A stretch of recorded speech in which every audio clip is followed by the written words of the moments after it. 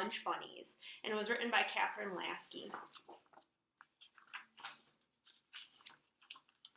Clyde was practicing. He was carrying a tray with a small carton of milk, an orange, and a peanut butter and jelly sandwich across the kitchen to the table. The orange began a slow roll toward the milk carton. Clyde stopped walking and tipped the tray slightly to make it level. "That's great," said his mom, watching him. Tomorrow was Clyde's first day of school. He was ready to learn how to read and ready to learn how to write, but he was not ready for lunch. "You better hope they don't have soup," his older brother Jefferson muttered. "They won't have soup on the first day of school," said their mother. "That would be too much for first graders like Clyde." "You never know," Jefferson said. "Oh," gasped Clyde. He could just hear a big wet splat of soup on the cafeteria floor. "Yeah," said Jefferson, as if he were reading Clyde's thoughts. "If the soup spills, the lunch ladies make you clean it up. And you really better hope they don't have mystery goosh." "What's mystery goosh?" asked Clyde, trying to keep his voice as steady as the tray. "Well," said Jefferson, "you know how you hate food that touches? Like when the applesauce slops into the green beans and the beet juice runs into the mashed potatoes and makes them pink?" "Yeah," said Clyde slowly. "That's what mystery goosh is," said Jefferson. "Except at school, the cooks do it on purpose. They goosh up all those foods together. Peas, carrots, a little yogurt, some cottage cheese for good measure, and you have to eat every bite." "Jefferson," their mother said sharply, "don't go making up nonsense and frightening your brother." "It's not nonsense, Mom, and mystery goosh is frightening. It's yuck." Mystery goosh. Clyde hadn't heard about that, but he had heard about the lunch ladies. Gloria and old Mrs. Twig and Frances. They were very large and very bristly. They had scratchy voices and yelled at anyone who didn't finish his lunch or was too noisy. Lunch was beginning to sound horrible. When Clyde went to bed, he said to his mother, "We should have practiced with soup."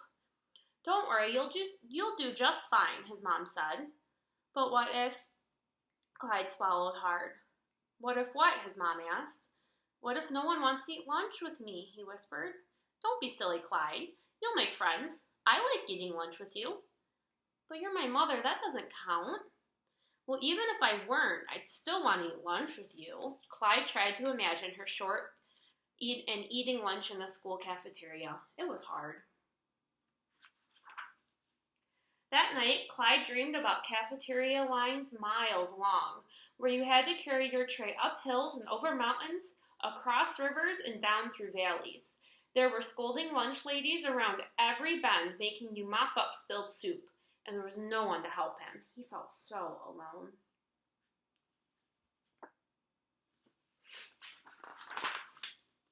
The next morning, Clyde's mother put his lunch money into a special little envelope.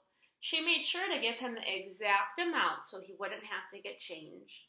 "Now, what are you going to do when you get into the lunch line, Clyde?" she asked.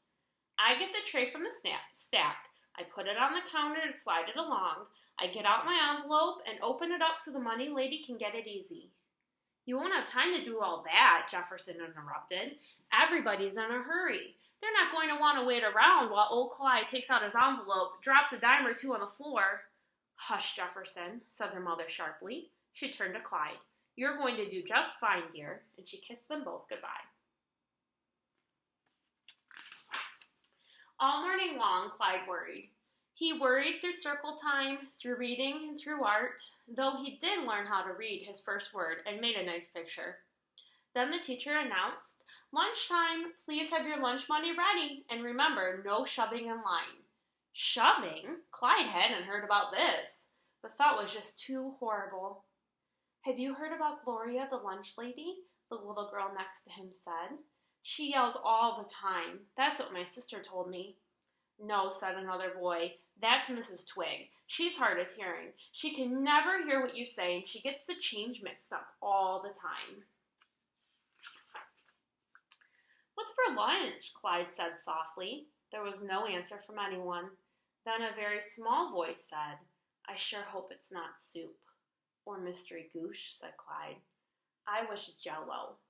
Clyde decided right then to stand in line next to the girl who wished for Jell-O. Her name was Rosemary. Clyde's class marched single file down the stairs, along with the other grades. Everybody looked bigger and more ready for lunch than Clyde would ever be. Clyde suddenly wished he could skip lunch completely. "I have a stomach ache," he whispered, but no one heard him.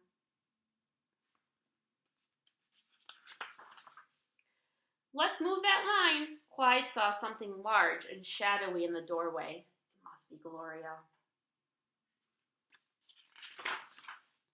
Clyde had a close-up look.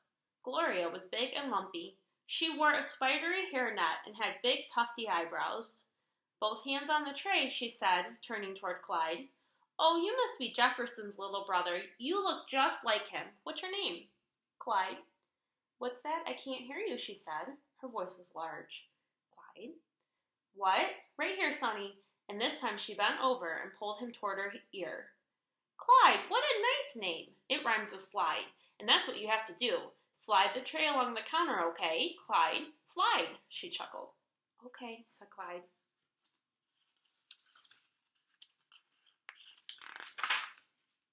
Clyde took his tray. "Sweetie," another lunch lady behind the counter held up an ice cream scoop. "You want some?" It's mashed potatoes, not ice cream," whispered Rosemary to Clyde. Weird. There were green beans, too, and something in a bun with ketchup called Sloppy Bens. And there was Jell-O. But it was very strange Jell-O, stiff and carved into little cubes. It didn't shake or shimmer like the Jell-O that Clyde's mom made. Finally, they came to Mrs. Twig, the money lady. She seemed very old. Clyde was worried. Would she be able to see his money? Rosemary gave old Mrs. Twig her money. She did it perfectly and was now heading toward a lunch table for first and second graders. It was Clyde's turn. "I have exact change," he said in a loud, clear voice. "Thank you, Sonny." Mrs. Twig nodded and smiled. Now for the last hard part, to pick up his tray and carry it to the table. He could see Rosemary ahead of him. Oh dear, he thought. There was some spilled juice on the floor and she was heading right for it. Suddenly he saw her skid. She hung onto the tray. Clyde felt his breath freeze. The dish of Jell-O went flying. The little ruby red cubes of Jell-O were spinning through the air. They bounced off the floor in boing, boing jumps before they finally stopped. Oh no, Clyde thought. Poor Rosemary. He remembered how the lunch ladies never help you clean up. "Come on, Rosemary, I'll help you," Clyde said. Rosemary was trembling. "Come on, it's just the Jell-O. All your other food is still on the tray." "They're laughing at me," Rosemary sniffled. Then a big, soft shadow slid over them. No, sweetie, they're laughing at the stupid Jell-O. Who ever heard of Jell-O that boings?" It was Gloria. "Let me help you here." Her immense, lumpy body seemed to fill up the air around them. "Awfully nice of you to help, Sonny. What did you say your name was?" Clyde.